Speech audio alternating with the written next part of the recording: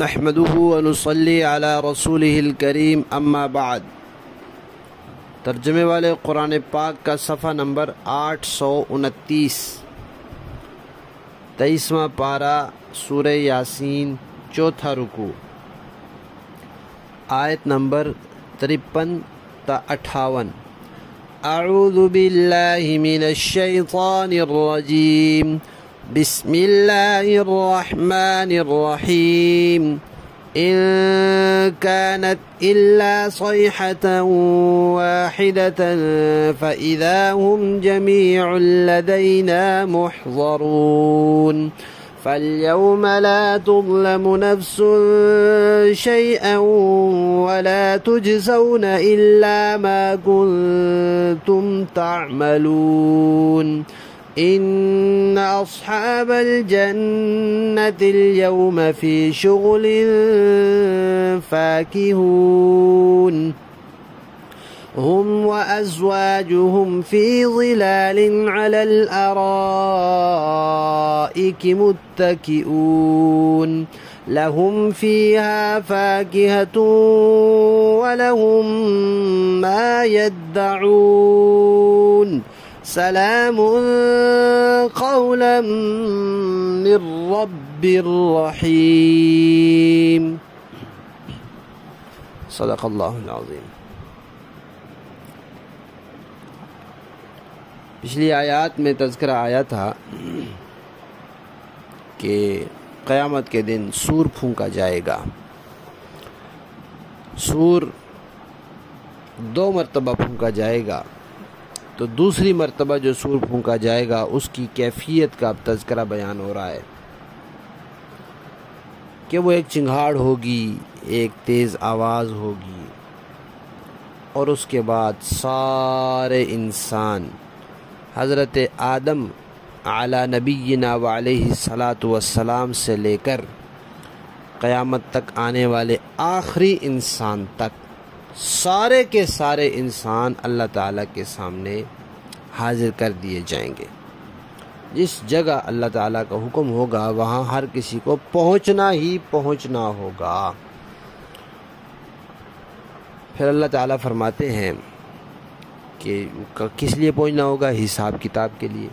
اب جب حساب کتاب ہوگا تو دنیا کے اندر جو حساب کتاب ہوتے ہیں ان میں بعض اوقات نہ چاہتے ہوئے بھی بلا ارادہ بھی کچھ اونچ نیچ رہ جاتی ہے، کسی کے ساتھ کوئی ظلم زیادتی ہو جاتی ہے، لیکن وہ تو حساب کا نظام اللہ کا قائم کیا ہوا ہوگا، لہذا اس دن کسی کے ساتھ ذرہ بھر بھی ظلم نہیں ہوگا، زیادتی نہیں ہوگی، کسی کا حق نہیں مارا جائے گا، کسی کا ثواب اس سے جتنے کا وہ مستحق ہے اس سے کم نہیں کیا جائے گا۔ اور پھر فرمایا کہ یہ بھی یاد رکھنا کہ اس دن تمہیں صرف انہی کاموں کا بدلہ ملے گا جو تم نے کیے ہوں گے، خود کیے تب بھی مل گیا، یا بعد میں کسی نے کر کے اس کا ثواب تمہیں پہنچایا تو وہ بھی تمہارے ہی کھاتے میں آ گئے، تو بس انہی کا ثواب ملے گا۔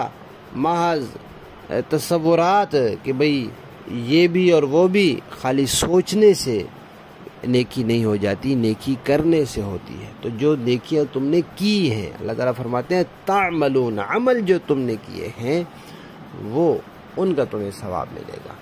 خالی تم نے منصوبہ بندی کر رکھی تھی اور اس کے لیے کوئی کوشش بھی نہیں کی، اس کا کوئی اجر نہیں ہے۔ پھر فرمایا کہ اب جب حساب کتاب ہوگا تو اس کے بعد کیا ہوگا؟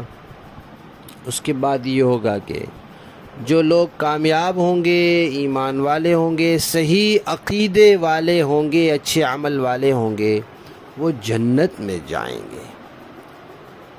اور جنت والے اللہ تعالیٰ فرماتے ہیں وہ تو پھر اپنی خوش طبی میں مشغول ہوں گے، ہر وقت جنتی کے لیے خوشی ہوگی۔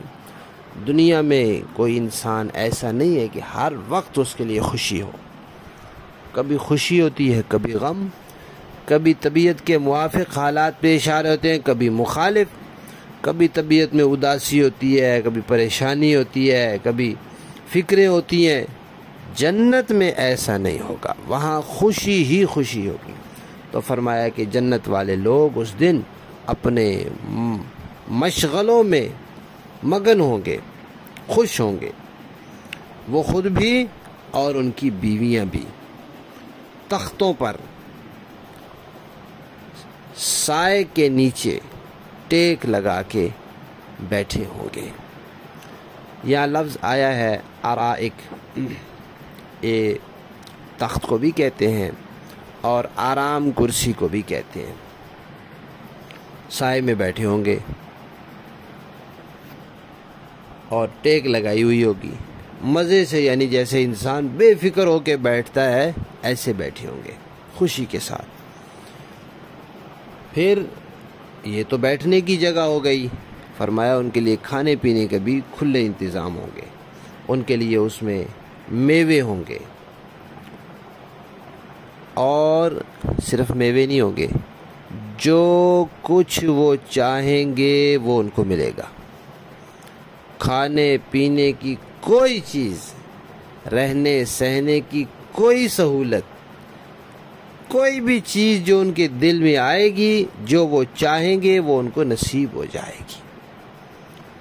اور یہ تو نعمتیں ہیں ایسی جو جسم کی آرام کے لیے اور جسم کی لذت کے لیے ہے۔